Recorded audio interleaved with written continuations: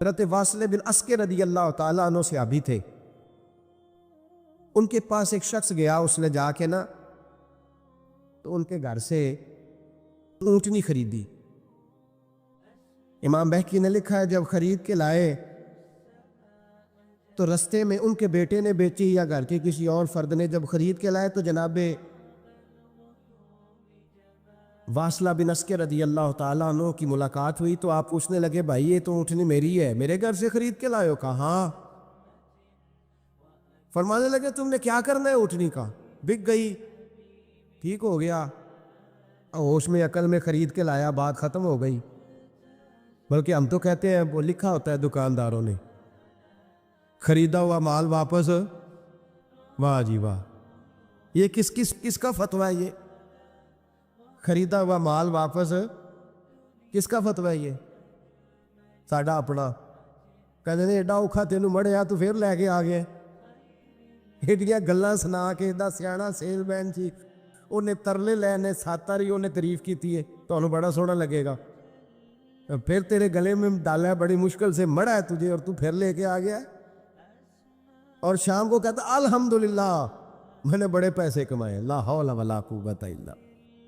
سارا دن جھوٹ بولا، فریم کیا، اس پہ اللہ کا شکر ادا کرنا۔ بندہ لے کے آ رہا ہے ان کے گھر سے، کہاں سے خریدی؟ تو صحابی کہنے لگے آپ کے گھر سے۔ فرمایا میری اونٹنی ہے لیکن تمہیں اس کے عیب کا پتہ ہے؟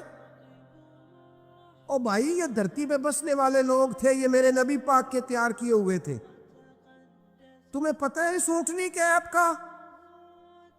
کہ یار تو عجیب آدمی ہے، کوئی عیب بھی بتاتا ہے اپنے جانور کے۔ فرمانے لگے چل تو یہ بتا گوشت کھانے کے لیے خریدی ہے یا سفر کرنے کے لیے؟ کہا میں نے تو اس پہ بیٹھ کے حج کرنے جانا ہے۔ فرمانے لگے چل بھی میرے ساتھ واپس آپ پیسے لے لے، گوشت کھانے کے لیے اچھی ہے، دودھ دینے کے لیے اچھی ہے، پر یہ سفر کے لیے اچھی نہیں، تیرے کام نہیں آئے گا۔ اب وہ صحابی ساتھ ساتھ چل رہے ہیں اور کہنے لگے یار میں نے خرید لی تھی، پیسے دے دیے تھے، مرضی سے سودا کیا تھا، میں نے پوچھا بھی نہیں تھا سفر کی کیسی ہے، تو نے یہ کیوں کیا؟ تو حضرت واصلہ رونے لگے، فرمانے لگے کیا کروں، میں رسول اللہ کا غلام ہوں، کیا کروں، نبی پاک کا غلام۔ رونے لگے، فرمانے لگے میرے مصطفیٰ کریم علیہ السلام نے فرمایا فرشتے لعنت کریں گے اگر تو ایسی چیز بیچ ڈالے گا۔ کیا کروں، نوکر اس گھر کا ہوں، جس گھر کی نوکری مجھے دھوکے کی اجازت ہے، میں اس گھر کا نوکر ہوں، مجھے اجازت نہیں دیتی، مجھے اجازت۔ ہم کہتے ہیں جی میرا مالک کہتا ہے، تو اپنے مالک کی چھوڑ، تو کونین کے مالک کی مان، تو اپنے مالک کی چھوڑ، تو عرش کے مالک کی مان، تو چھوڑ دنیا دار مالک کی، اس مالک کی مان جس نے تجھے پیدا کیا ہے، تجھے رزق دیتا ہے۔ دنیا کے مالک کی بات کر رہا میرے نبی پاک صلی اللہ تعالی علیہ وسلم باہر نکلے، رات کو مدینے میں ٹھنڈی ہوائیں چلی ہے، رم جھم برکھا برسی ہے، مدینہ سارا ٹھنڈا کر گئی ہے، پہلے ہی بڑا ٹھنڈا ہے، پر خدا کے کرم سے مدینے میں اور ٹھنڈ کوئی۔ حضور سویرے نکلے، بازار میں گئے، غلے کا ڈھیر پڑا ہے، نبی پاک کی نظر پڑی، حضور پہنچے تو غلے کا ڈھیر ہے، سارا خشک ہے۔ محبوب نے فرمایا رات کو بارش ہوئی ہے، تیرے غلے میں پڑی نہیں، تیری گندم خشک رہ گئی، رات اتنی بارش ہوئی، نبی پاک پردہ پوش ہے کہ نہیں؟ بولے سارے۔ میرے اعلیٰ حضرت فرماتے ہیں قیامت میں ہمارے عیب چھپیں گے تب جب مصطفیٰ اپنی چادر میں چھپائیں گے۔ وسعتیں دی ہیں خدا نے دامن محبوب کو، عیب کھلتے جائیں گے اور وہ چھپاتے جائیں گے۔ حضور پردہ پوش ہے نا، لیکن دھوکے باز کی نبی پاک پردہ پوشی نہیں کرتے، جو دھوکہ دے۔ اگرچہ اس صحابی کے بارے میں محدثین نے یہ لکھا ہے کہ وہ دھوکہ نہیں دینا چاہ رہے تھے، ان کو بھی اس مسئلے کا پتہ ہی نہیں تھا، جب پتہ چلا تو پھر دوبارہ انہوں نے یہ کام نہ کیا۔ اللہ کے حبیب صلی اللہ علیہ وسلم پہنچے، فرمایا تیرے گلے پہ، تیری گندم پہ بارش ہی نہیں ہوئی۔ حضور نے اپنی آستین کو چڑھایا، بازو اوپر کیا، اور حضور نے گلے کے اندر ہاتھ ڈالا، اندر سے جا کے حضور گیلی گندم اٹھا کے باہر لائے، اور نبی پاک صلی اللہ علیہ وسلم نے فرمایا یہ کیا ہے؟ جب ان کی گردن جھکی تو میرے مصطفیٰ نے فرمایا سنو، من غشا فلیس منا، جو دھوکہ دے میں اسے اپنی امت میں شامل نہیں کرتا، ہم میں سے نہیں ہے جو دھوکے دے، فریب کرے، مکر کرے۔ دجل کرے، فراڈ کرے، بے ایمانی کرے، تھوڑے سے نفع کے لیے، تھوڑے سے. اب تو لوگ ہنستے ہیں، دھوکے پہ مسکرایا جاتا ہے. گوالے سے پوچھا، دودھ بیچنے والے سے، اور یہ صرف دودھ بیچنے والے کی بات نہیں، سب کا ہی رنگ نرالا ہے، سب کا ہی انداز نرالا، سب ہی تعریفیں کر رہے ہیں اپنے مال کی. سارے دو وہ گزر گئے لوگ. امام اعظم ابو حنیفہ رحمۃ اللہ علیہ، ذرا بادل ہوتے تھے تو کپڑے کی دکان تھی، بند کر دیتے تھے دکان. فرماتے تھے گاہک کو صحیح نظر نہیں آئے گا تو کوئی ایسی چیز نہ خرید کے لے جائے جس کی اسے پوری خبر نہ ہو. وہ گزر گیا زمانہ. اب تو اللہ معاف کرے، حالات اس قدر بگڑ گئے. دودھ بیچنے والے سے کہا جاتا ہے صاحب پانی بڑا ہے دودھ میں، کہتا ہے آج کل بھینسیں پانی زیادہ پیتی ہیں، گرمی بڑی سخت ہے. مذاق اڑاتا ہے. ایک چوری، اوپر سے اس کا اظہار اعلانیہ. میں نے ایسے لوگ بھی اپنے کانوں سے سنے ہیں جو گوالے سے کہہ رہے ہیں، دودھ بیچنے والے سے، صاحب اور یار پانی ڈالنا ہوتا ہے تو صاف تو ڈال لیا کر، تو گندی ندی کا پانی ڈال کے لے آتا ہے. کہتا ٹھیک ہے جناب، آج کے بعد شرم نہیں آتی یہ باتیں کرتے؟ خدا کی دھرتی پر کھڑے ہو کے اللہ کے قانون کو چیلنج کرتے ہیں لوگ، اعلانیہ گناہ کرتے، اعلانیہ سرعام، کوئی پوچھنے والا نہیں. حیا ختم ہو گئی، دل سے یہ سوچ ختم ہو گیا کہ ہم کیا گفتگو کر رہے. بڑے بڑے رنگ ہیں، بڑے بڑے انداز ہیں لوگوں کے. حضرت ابو ہریرہ رضی اللہ تعالیٰ عنہ کھڑے تھے تو ایک آدمی دودھ میں پانی ملا رہا تھا. حضرت ابو ہریرہ کی چیخیں نکل گئی، رو پڑے. لوگ کٹھے ہوئے، کہنے لگے حضور آپ تو کیا ہوا؟ وہ پانی ملانے والا بھی آ گیا. حضور آپ کیوں رو رہے ہیں؟ فرمایا قیامت کے دن تجھے جو سزا ملے گی وہ سزا یاد کر کے میری آنکھوں میں آنسو آ گئے. تجھے جو سزا ملے گی میری آنکھوں میں آنسو آ گئے. حضور کیا سزا ملے گی؟ تو حضرت ابو ہریرہ رضی اللہ تعالیٰ عنہ فرماتے ہیں یہ دودھ رب تیرے سامنے رکھے گا اور تجھ سے اللہ فرمائے گا چل اس سے پانی علیحدہ کر، اللہ تجھے سزا دے گا. میں ایک شخص کی مثال دے رہا ہوں، لیکن اس سے مراد صرف گوالہ نہیں، یہ بات بڑی دور تک جاتی ہے، بڑی دور تک جاتی ہے، بڑی دور تک. یہاں جس کے ہاں سے دودھ خریدا جاتا ہے وہ تو جب بھینس کا دودھ دھونے لگتا ہے تو پہلے ہی پانی رکھ لیتا ہے، اللہ ماشاء اللہ. یہ کئی گھروں سے نقص واقعہ ہو کے آتا ہے، ایک جگہ پہ نہیں ہے. یہ بڑی دور تک حالات بگڑے ہوئے. حضرت ابو ہریرہ فرمانے لگے رب کریم قیامت کے دن تجھ سے فرمائے گا چل علیحدہ کر، دودھ سے پانی بتا کر لے گا. کہنے لگا حضور ڈالا تو جا سکتا ہے، نکالا نہیں جا سکتا. فرمانے لگے پھر تیرا دوزخ سے نکلنا بھی مشکل ہے. تو دے بچوں کو کما کے کھلا، موج کر. اب تو یہاں تک تماشا لگ گیا ہے. میں ایک رپورٹ پڑھ رہا تھا، کراچی میں ایسی بھی دکانیں پکڑی گورنمنٹ نے کہ جہاں دودھ کے اندر کیمیکل ملایا جاتا ہے گاڑھا کرنے کے لیے، اور اس کیمیکل نقصان یہ ہے اس کیمیکل کا کہ وہ کینسر کا باعث بن جاتا. 2 کلو دودھ کی خاطر قتل کر دیا ایک انسان کو، 400-500 کی خاطر مار دیا بیماری لگا کے، بچے یتیم کر دیے، عورتیں بیوہ کر دی، گھر اجاڑ دیے تھوڑے سے دھوکے کے لیے، اتنی سی دنیا داری اکٹھی کرنے کے لیے. یہاں دوائیاں جعلی نہیں بک رہی، یہاں لوگ ملاوٹ والی، اتنے لوگ کھڑے ہیں ڈاکٹر کے دروازے پر اور تعریفیں کر رہے ہیں ڈاکٹر صاحب اس کمپنی کی کیوں لکھ کے دیتے ہیں، ڈاکٹر صاحب اس کمپنی کی دوائی، انہیں خبر نہیں کہ کیا حال ہے. موت بیچتے ہو پھر سمجھتے ہو جنت میں جاؤ گے. ام حسبتم ان تدخلوا الجنہ، اتنا آسان سمجھ لیا لوگوں نے. میرے رسول پاک صلی اللہ علیہ وسلم نے فرمایا جس کا دوست، جس کا بھائی، جس کا پڑوسی اس کے بوائق سے محفوظ نہ ہو وہ آدمی جنت میں نہیں جائے گا. صحابہ نے کہا حضور یہ بوائق کیا ہے؟ فرمایا ظلم اور دھوکہ. جس نے پڑوسی کو بھی دھوکہ دینے سے وہ باز نہیں رہا. لوگ شکوہ کرتے ہیں، کہتے ہیں لوگ دنیا ساری دھوکے باز ہو گئی ہے. لوگ سارے، کسی نے ملا رومی سے کہا تھا حضور سارے لوگ ہی دھوکے باز ہیں. فرمایا تو اپنا تجربہ کرنا، تجھے اس لیے سارے دھوکے باز ملتے ہیں کہ تیرے اپنے اندر بڑا دھوکہ ہے. اپنے اندر خلوص پیدا کر، اللہ تجھے بڑے خلوص والے لوگ عطا فرمائے گا.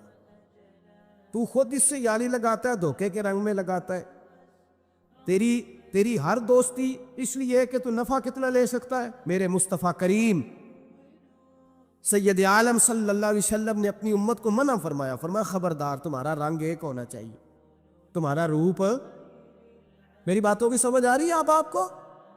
دھوکہ دینا، فریب کرنا، فراڈ کرنا. حضرت عیسیٰ علیہ السلام کے پاس ایک شخص آیا، کہنے لگا میں نے آپ کے ساتھ رہنا ہے ہمیشہ. امام راضی نے لکھا ہے میں نے ہمیشہ آپ فرمانے لگے میں ضرور ساتھ رکھوں گا پر دنیا داری کا مطالبہ نہ کرنا. جی تو اس پیر دے بندے کی مرید ہو، جدے مرید ہویا دکان ہی نہ چمکے. کیا مطلب ہوا بیعت ہونے سے؟ اتنی دیر کے مرید ہوئے ہیں تو کوئی فائدہ نہیں ہوا، نہ کاروبار چمکا نہ دکان بنی. الٹا پیر صاحب کہتے ہیں سود بند کر دو، دھوکے بند کر دو، فریب بند. جت ہوندہ پہ ہو تو بھی نہیں ہون دے. کیا فائدہ ہے نا جی؟ تو کوئی مکر فریب ہی نہیں، دجل ہی نہیں، سادہ کام کیسے ہوگا؟ حضرت عیسیٰ علیہ السلام کہنے لگے میرے ساتھ رہنا ہے تو دنیا داری سے، بولیے، دنیا داری سے بچنا. کہنے لگا جی بالکل صحیح ہے. آپ فرمانے لگے چلو ٹھیک ہے. حضرت عیسیٰ نے چاہا کہ اس کا امتحان کرے. فرمایا پہلے دن وہ آیا ہے صحبت صلح میں رہنے کے لیے، خیر سیکھنے کے لیے. حضرت عیسیٰ علیہ السلام فرمانے لگے کتنی روٹیاں کھائے گا؟ کہنے لگا ایک. آپ نے 3 روٹیاں منگوائی، ایک خود کھائی، ایک اس کو کھلائی، تیسری وہیں رکھی. اور جناب عیسیٰ دریا پہ وضو کرنے تشریف لے گئے. واپس آئے تو روٹی کوئی نہیں تھی وہاں. فرمایا روٹی کس نے کھائی ہے؟ کہنے لگا کوئی پتہ نہیں. جناب عیسیٰ علیہ السلام نے نا اس کو معجزہ دکھایا. ایک ہرن جا رہی تھی، اس کے ساتھ 2-3 چھوٹے چھوٹے بچے تھے. حضرت عیسیٰ علیہ السلام نے ہرن کا ایک بچہ پکڑا، اس کو ذبح کیا. ہرن بھی کھڑی ہو گئی، باقی بچے بھی کھڑے ہو گئے. ذبح کیا اور ذبح کر کے اس کا گوشت بھونا، اس کو بھی کھلایا، خود بھی اتنا کھایا کہ سیر ہو گئے، ڈکار آنے لگے. فرمایا کھایا ہے نا تم نے؟ لگا حضور کھایا ہے. فرمایا پیٹ میں بھی ہے؟ کہا ہے. ہرن کے بچے کی ہڈیاں پڑی ہوئی تھی. جناب عیسیٰ نے ساری ہڈیاں کٹھی کر کے فرمایا کم باذن اللہ، اللہ کے حکم سے کھڑا ہو جا. وہ ہرن کا بچہ پھر زندہ ہو گیا. آپ فرمانے لگے ہرن کے بچے کا گوشت تیرے پیٹ میں بھی ہے، میرے پیٹ میں بچہ وہ جا رہا ہے. اب تو بتا دے روٹی کس نے کھائی ہے؟ اب تو بتا دے. کہنا جی کوئی پتہ نہیں، مجھے پتا. حضرت عیسیٰ علیہ السلام اس کو ساتھ لے گئے، دریا کے اس پار جانا تھا. فرمایا ہاتھ پکڑا چلو گزرو. دریا میں پیر رکھا، اس کا بھی اپنا بھی. کہنے لگا جی ڈوب جاؤں گا. فرمایا تو میرے ساتھ ہے، تجھے معجزہ دکھانا ہے، اللہ کی قدرت دکھانی ہے. پیر رکھا دریا میں، پیدل چلتے ہوئے دوسرے کنارے چلے گئے. کوئی ڈوبا نہیں، پیر بھیگا نہیں. فرمایا اتنی بڑی تو نے معجزہ دیکھا، اب تو بتا دے روٹی کس نے کھائی ہے؟ کہنے لگا جی پتا، مجھے خبر. حالانکہ سارا ہی پتا ہوتا ہے، پتہ نہیں مجھے. بولے بن جاتے ہیں نا منٹ میں. حضرت عیسیٰ کہنے لگے میں اللہ کا پیغمبر ہوں، مجھے منوانا آتا ہے. دریا کے اس پار گئے تو ریت تھی، صحرا کا علاقہ تھا. جناب عیسیٰ نے ریت کٹھی کی، چھوٹی چھوٹی ڈھیریاں لگائیں. 3 ڈھیر ریت کے لگ گئے. 3 ڈھیر. جب 3 ڈھیر لگ گئے تو جناب عیسیٰ علیہ السلام نے پھونک ماری، وہ ساری کی ساری ریت سونا بن گئی. حضرت عیسیٰ علیہ السلام کہنے لگے یہ 3 حصے ہیں سونے کے، ایک حصہ میرا ہے، ایک تیرا ہے، اور تیسرا اس کا جس نے تیسری روٹی کھائی ہے. کہنے لگا جی میں نے کھائی ہے. تیسرا حصہ اس کا جس نے تیسری روٹی کھائی. کہنے لگا جی روٹی. فوراً مان گیا بے قدرہ کچھ قدر نہ جاتی، کیتی خوب تسلی ہو، اے دنیا دار پجاری زردے کتیاں دے گل ٹلی ہو. میں نہیں کھائی ہے. وہ میاں صاحب کمال کر گئے. وہ ایک شخص لے گیا میاں محمد بخش علیہ رحمہ کو تانگے پہ بٹھا کے کہنے لگا یہ پہلی بھی میری، وہ بھی میری، وہ باغ بھی میرا، یہ میرے چاچے کی، وہ میرے تائے کی، یہ میرے دادے کی، بڑے مالدار ہیں. آپ فرمانے لگے چل چھوڑ کوئی اور بات بھی کر. نہیں جی نہیں، وہ فلانی شے بھی میری. آپ فرمانے لگے یہ بتا تجھ سے پہلے کس کی تھی؟ نے لگا فلانے سے خریدی ہے. فرمایا اس سے پہلے کس کی تھی؟ چپ کر گیا. آپ فرمانے لگے دانش مندہ نہ کم نہ ہی دل دنیا نہ لاڑا، اس ووٹی کئی خامند کیتے، جو کیتا سو کھانا. چھوڑ اس کی بات نہ سنا، اس کا تو کبھی کوئی مالک ہوتا ہے کبھی کوئی ہوتا ہے. کہنے لگا جی میں نہیں کھائی ہے روٹی. تو حضرت عیسیٰ کہنے لگے تو نے ظلم کیا، نبی کی صحبت پر تو نے ایک روٹی کو فوقیت دی، ایک روٹی، اور مجھے دھوکہ دیا اللہ کے پیغمبر کو. فرمایا جا، میں نے مال کا کیا کرنا ہے، سارا ہی سونا تیرا ہے، 3 ڈھیریاں تو ہی رکھ لے. حضرت عیسیٰ کہہ کے گزرے تو پیچھے سے ڈاکو آ گئے، تلواریں ہاتھ میں، 2 ڈاکو، سونا پڑا ہوا دیکھا. کہنے لگے تیرا ہے؟ کہا میرا ہے. کہا اٹھ دوڑ جا، تجھے قتل کر دیں گے. منت کرنے لگا. کہنے لگا یار اس طرح کرو نا، بانٹ کے کھاتے ہیں، بانٹ کے کھا لیتے. بات طے ہو گئی، ایک ایک ڈھیری کے مالک ہو گئے. اب وہ بات چیت ہونے لگی، نام پتہ واقفیت ہو گئی، تعارف ہو گیا. اب وہ جو 2 ڈاکو تھے ان کو وہ شخص کہنے لگا بھوک لگی ہے یار کو روٹی کھاؤ، کچھ پیسے دے کے ایک کو بھیجا. وہ جو 2 ڈاکو تھے ان میں سے جو کمزور تھا اس کو بھیجا کہ جاؤ کھانا لے کے آؤ. وہ کھانا لینے گیا تو پیچھے سے کہنے لگا تیرا رشتہ دار ہے؟ کہا نہیں. کوئی تعلق؟ کہنے لگا کوئی نہیں.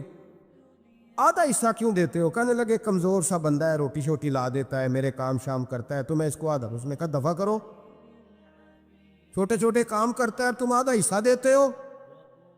آتا تو پکڑ کے قتل کر دیتے ہیں، سونا آدھا آدھا بانٹیں گے. ٹھیک ہو گیا جی. وہ جو روٹی لینے گیا تھا وہ بھی کہنے لگا مجھے تو نوکر سمجھا ہوا ہے نا، کھانے میں لاؤں، پانی میں لاؤں، بستر میں بچھاؤں. آج اتنا سونا ہاتھ آیا، بڑا ڈاکہ لگا، ان کو قتل کرتا ہوں نا دونوں کو تو سونا میں قبضے میں کرتا ہوں. اس نے بھی دھوکہ دینے کا ارادہ کیا، کھانے میں زہر ملایا. امام راضی فرماتے ہیں وہ زہر ملا کھانا لے کے پہنچا، روٹی رکھی تھی. ان دونوں نے یک بارگی حملہ کیا، اسے قتل کر دیا. قتل کر کے لاش دریا میں پھینکی. مست ہو کے کھانے لگے. جب سیر ہوئے تو پھر پیٹ کٹنے لگا، انتڑیاں ٹوٹنے لگے، ناک منہ کان ہر چیز سے خون نکلنے لگا. چیخے مارتے کوئی سارا سونا لے لے ہمیں بچا لے، سارا کچھ لے لے جان بخش دے. رونے لگے، تڑپنے لگے، لیکن اب کوئی بچانے نہیں آیا، کوئی داد رسی کو نہ آیا. 3 لاشیں، ایک دریا میں، دوسری وہاں، مر گئے، مردہ ہو گئے. حضرت عیسیٰ علیہ السلام چند گھنٹوں کے بعد گزرے تو لوگوں نے کہا حضور یہ کیا ہے؟ فرمایا دنیا داری کا انجام، لالچ کا انجام، دھوکے کا انجام، فریب کا انجام. او بھائی بیماری لگ گئی سیٹھ صاحب کو، مالدار صاحب کو، چودھری صاحب بیمار ہو گئے، کروڑوں روپیہ پڑا ہے تجوری میں، لیکن شفا کبھی خریدی نہیں جا سکتی. ساری زندگی شفا رہی اور اچانک پتہ چلا ہے کہ ذرا تھوڑی شوگر ہو گئی. اتنی مایوسی، جس نے ساری عمر شفائیں دی ہے. راضی رہنا چاہیے، اس کے کرم کی طرف توجہ، اس کی عطا کی طرف توجہ، اس کے فضل کی طرف ذہن. اپنے کریم رب کے ساتھ انسان کا اس طرح کا معاملہ کہ وہ کرم ہی کرے، وہ رحم ہی کرے گا، وہ عطائیں ہی فرمائے گا. اور کریم جب غالب آتا ہے نا تو کرم ہی کرتا ہے.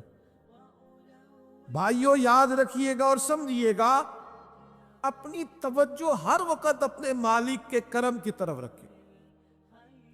ہر وقت اللہ کی عطا کی یہ جو مایوس لوگ پھرتے ہیں نا اور مایوس باتیں کرتے ہیں، اور یہ جو کہتے ہیں کہ میں بڑا تھک گیا ہوں اور میں بڑا تنگ آ گیا ہوں اور اب مجھے لگتا ہے کہ یہ چیزیں میرے کنٹرول میں نہیں آئیں گی، اور حضرت میں نے بڑی کوشش کی، جو قدم آگے لے جاتا ہوں وہی میرا پیچھے ہوتا ہے، اور بعض کہتے ہیں جی میرے ساتھ ہی ایسا کیوں ہوتا ہے، آخر میں ہی ساری زندگی اس طرح کیوں ہوں، فلاں جگہ بھی ناکام ہوا، فلاں جگہ بھی۔ او میرے بھائی، جس طرح کا انسان گمان کرتا ہے رب بھی اسی طرح کا معاملہ فرماتا ہے۔ تیری طبیعت ہی نہیں بن پا رہی کہ تو رحمت کی طرف متوجہ ہو، تیرا خیال ہی نہیں بن پا رہا کہ اس کے کرم اور عطا کی طرف تیرا دھیان جائے، تو نے اپنے اوپر مایوسیاں پوری طرح طاری کر لی ہے۔ بندہ مومن کبھی اپنے رب سے مایوس ہو سکتا؟ اس کی توجہ ہر وقت اس کے کرم کی طرف رہتی، اس کی توجہ ہر وقت اس کی عطا کی طرف رہتی۔ دیکھیں نا، بعض لوگوں پر یکدم کرم آیا، چھایا، صحابی رسول ہے، ولیوں سے، غوثوں سے، قطبوں سے، ابدالوں سے، تمام تابعین سے، محدثین سے، مفسرین سے افضل ہے، لیکن صحابی کتنی دیر کے ہیں؟ شاید 2 گھنٹے کے صحابی، 2 گھنٹے کے، ادھر آئے ہیں، ادھر کلمہ پڑھا ہے، ساتھ ہی جہاد کیا ہے، ساتھ ہی شہادت ملی ہے۔ صحابی 2 گھنٹوں کے، صحابی 2 گھنٹوں کے، لیکن تمام مفسرین، محدثین، اولیاء، صوفیاء کے امام ہے۔ کیوں؟ اس لیے کہ کرم کرنے والا کرم کرتا ہے، اس نے جاتے جاتے ایسا کرم کیا ہے کہ 2 گھنٹے کے اندر اٹھا کے امت کا امام بنا دیا ہے۔ یہ تو رحمت کی برکھا ہے، یہ کسی وقت بھی برس جائے گی، یہ تو کرم ہے۔ دیکھیں نا، ان لفظوں کا ذرا حسن دیکھیں، نبی کریم علیہ السلام فرماتے ہیں بندہ ساری زندگی جہنمیوں والے کام کرتا ہے، دوزخیوں والے کام کرتا ہے، سزا والے کام کرتا ہے، لیکن جاتے جاتے نا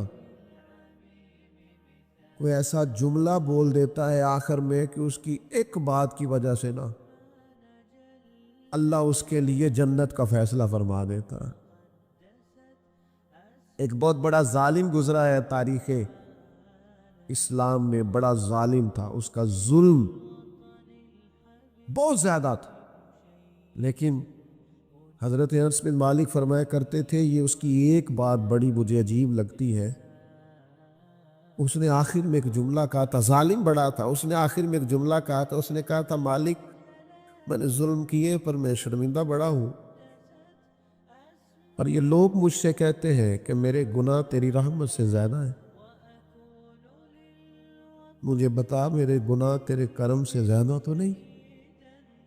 حضرت انس بن مالک فرماتے اس کی بات سن کر میرے دل کو چوٹ لگی، مجھے یوں لگا اس نے منا لینا ہے رب کے کرم کو۔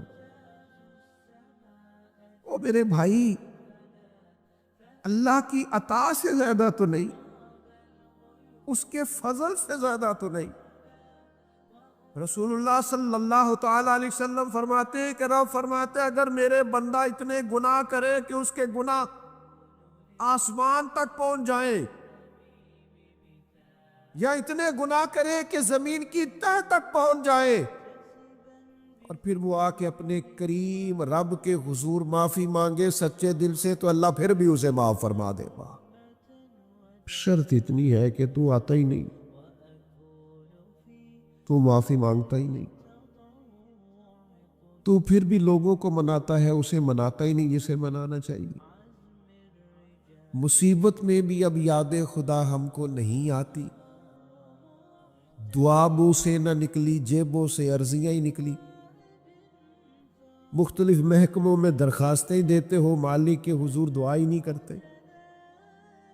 جس کریم کی بارگاہ میں جانا چاہیے، جہاں سے کرم ہونا ہے، جہاں سے عطائیں ہونی ہے، اس طرف متوجہ ہی نہیں ہوتے، اپنے کریم کو منانے کی صحیح نہیں کرتے، میرے بھائیوں، اللہ کی رحمت پر ہر وقت کامل توجہ، اللہ کے کرم پر ہر وقت توجہ۔ وہ بخش دے گا، وہ مہربانی کرے گا، وہ عطائیں کرے گا، وہ اپنے بندوں سے درگزر فرمائے گا۔ یہ شوق ہر وقت طبیعت میں قائم رہنا چاہیے، کبھی بھی اس کی رحمت سے نا امید۔ نوجوانوں سے بالخصوص کہوں گا، کیا ہو گیا اچھی نوکری نہیں ملتی، کوئی عرض نہیں، اگر وقتی طور پر پیسے کم ہیں تو کیا حرج ہے، کوئی مسئلہ نہیں۔ یہ کو بہت زیادہ جس کے پاس پیسے آ جاتے ہیں وہ تو کہنا شروع ہو جاتا ہے پیسوں میں سکون ہی نہیں۔ پوچھ لیں آپ، اگر تھوڑی دیر کے لیے کسی بیماری نے آن بھی لیا ہے تو بھائی بات بڑے کمال کی ہے، محبوب کی طرف سے شفائیں رہی ہیں، اگر ایک کڑوا گھونٹ آ گیا تو پھر کیا ہوا؟ ایک اگر وہاں سے کڑوا، وہ بڑی معروف بات ہے نا، سلطان محمود غزنوی کنوں کھا رہے تھے تو انہوں نے پہلا ٹکڑا کنوں کا، اس کا پہلا حصہ جو اسے کھولا، اس کی جو کاشیں ہوتی ہیں اس میں سے پہلا ٹکڑا ایاز کو دیا تو ایاز گٹ گٹ کر کے کھا گیا، دوسرا بھی دیا تو کھا گیا، تیسرا بھی دیا، چوتھا مامون نے اپنے منہ میں ڈالا تو تھوک دیا، کہنے لگا خو اتنا کڑوا، کسیلا، بد ذائقہ، اس نے اگل ڈالا اس کو، تو بعد میں کہنے لگا یار تو سارے کڑوے کھا گیا ہے۔ تو یاس کہنے لگا بادشاہ تیرے ہاتھوں ساری زندگی میٹھے ملے، اب یہ 2-3 کڑوے مل جاتے اور میں اس طرح سے ان کو اگل ڈالتا تو یہ کوئی آئینے وفاداری۔ امام غزالی کہتے ہیں نبی پاک کی بارگاہ میں ایک سادہ بندہ آ گیا، ہم سادے بندے کہتے ہیں، عرب کے لوگ بدو کہتے تھے، ایک بدو آ گیا، اس نے آتے ہی السلام علیکم کے بعد فوراً حضور سے پوچھا یا رسول اللہ یہ بتائیں قیامت والے دن حساب کس نے لینا ہے؟ سبحان اللہ، قربان جائیں، انداز دیکھیے نا اپنی روایتی سادگی میں، قیامت میں حساب کس نے لینا ہے؟ تو نبی کریم نے فرمایا حساب اللہ نے لینا ہے، سادی سی بات۔ تو اس بندے نے نا اپنی چادر کو سمیٹا، کندھے پہ رکھی اور چلنے لگ گیا، تو حضور فرمانے لگے کوئی بھئی تو نے سوال پوچھا ہے، کوئی تبصرہ بھی تو کرنا۔ ایک بندہ سوال کا جواب لیتا ہے نکل جاتا ہے، کہنے لگا یا رسول اللہ آپ نے بتا تو دیا ہے کہ حساب اللہ نے لینا ہے، تو حضور فرمانے لگے پھر؟ تو کہنے لگا یا رسول اللہ کریم جب غالب آتا ہے تو کرم ہی کر دیا کرتا۔ اس کا ترجمہ اپنی زبان میں کروں، اپنی بولی میں کروں؟ وہ حضور کی بارگاہ میں عرض کرنے لگا یا رسول اللہ جے اللہ نے حساب لینا ہے پھر خیر ہے۔ کہنے لگا یا رسول اللہ کریم جب غالب آتا ہے تو کرم ہی کرتا ہے، قربان جاؤں حضور کی اس مقدس زبان پر، وہ دہن جس کی ہر بات وحی خدا، کریم بولے اور بول کے فرمانے لگے بندہ سادہ تھا بات کتنی بڑی کر گیا ہے، خدا کی رحمت کی طرف متوجہ کر گیا لوگوں کو، کیا بڑی بات بیان کر گیا۔ کریم جب غالب آتا ہے تو ہم نے یہ دیکھا ہے کہ کلاس رومز کے اندر جو اساتذہ کچھ مزاج کے سخت ہوتے تھے، ان کے طلباء سے اگر کوئی کوتاہی کسی وقت سرزد ہو جاتی تو ان بچوں کا وجود گرمیوں میں بھی اس طرح کانپتا جیسے سردیوں کے ٹھٹھرتے موسم میں کانپتا ہے کہ مجھے اب سزا ملے گی۔ ان کو تو پتہ چل گیا ہے میری غلطی نکل آئی ہے۔ یہ تصور انسان کے رونگٹے کھڑے کر دیتا، لیکن اگر وہی استاد یا وہی والد آتے ہی بچے کے سر پہ دست شفقت رکھے اور کہ بیٹا کوئی بات نہیں، چھوٹوں سے غلطیاں ہو ہی جاتی ہیں، آئندہ ایسا کام نہ کرنا، اور اگر اس سے بھی زیادہ وہ تھوڑا سا آگے بڑھے اور اپنی گردن کو جھکا کے اس بچے کے سر پر ایک بوسہ دے ڈالے تو اس بچے کو یوں سکون ہوتا ہے کہ جیسے وہ سمجھتا ہے میں ہر گرداب سے نکل کے ٹھنڈک کی طرف آ گیا ہوں، بلا مثال و بلا تشبیہ۔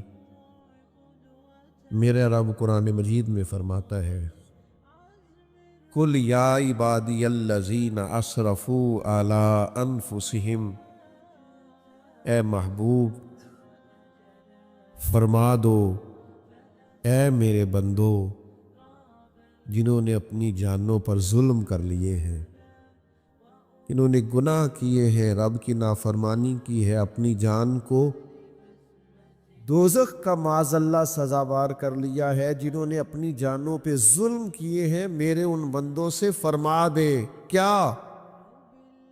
لا تقنطوا من رحمت اللہ، ان سے فرما دے کہ یہ اپنے اللہ کی رحمت سے نا امید نہ ہو۔ یہ تھی معافی، اور وہ جو میں نے کہا نا ذرا گردن جھکائے اور پھر پیشانی بھی چوم لے، بلا مثال و بلا تشبیہ آگے فرما ان اللہ یغفر الذنوب جمیعا، یہ اس ہونے والی اس موجودہ غلطی کی ہی بات نہیں، بے شک اللہ سب گناہوں کو معاف فرما دے گا۔ تو مالک یہ ایک دفعہ ہی ہوگا، یہ آج ہی رحمت آئی ہے، یہ کسی ایک مخصوص وقت، ایک مخصوص موقع یا کسی مخصوص تاریخ کے لیے ایسا ہے؟ فرمایا نہیں، انہو هو الغفور الرحیم، اللہ ہے ہی بڑا بخشنے والا، رحمت فرمانے والا۔ یہ اس کریم کا ہمیشہ کا طریقہ ہے کہ وہ غفور بھی ہے اور وہ رحیم بھی، معاف کر دیتا ہے۔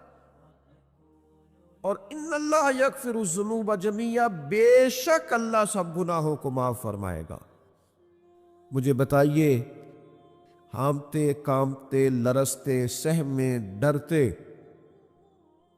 کب کپی وجود پہ طاری ہوئی بندے میدان محشر میں جمع ہو، انہوں نے خبر ہو کہ ڈائری تو کھل گئی، آڈیو ویڈیو تو چل گئی، پتہ تو سارا آ گیا، فرشتے دفتر اعمال لے کر پہنچ گئے، چھوٹی سی چھوٹی ذرے کے برابر بھی کوتاہی تو یہاں تک آ گئی، بندہ ڈرے کانپے اور اچانک آواز کرم آئے، ان اللہ یغفر الذنوب جمیعا، بے شک اللہ سارے گناہوں کو معاف فرمانے والا ہے۔ تو کیفیت کیا ہے، انداز کیا ہے؟ اس وقت انسان کے دل کو جو تسلی ہوتی ہے، وہ تسلی کیا؟ ان اللہ یغفر الذنوب جمیعا، بے شک اللہ سب گناہوں کو بخش دیتا ہے۔ دوستو، شدید بے سکون، بے چین، مضطرب، الجھے خیالات، سخت بیمار، سخت کمزور، مالی مشکلات کا شکار لوگ، جسمانی بیماریوں سے لڑنے والے لوگ، اور رشتہ داروں اور احباب اور ان کی بے وفائیوں کا شکوہ کرنے والے لوگ، اگر ان ساری تکلیفوں سے نکلنا چاہیں تو حل ایک ہی ہے، ادھر ادھر نہ دیکھیں، اپنے رب کی رحمت کی طرف دیکھیں۔ اس لیے اللہ تعالیٰ سمجھ عطا کرے اور اللہ تعالیٰ اس حاضری کو قبول فرمائے۔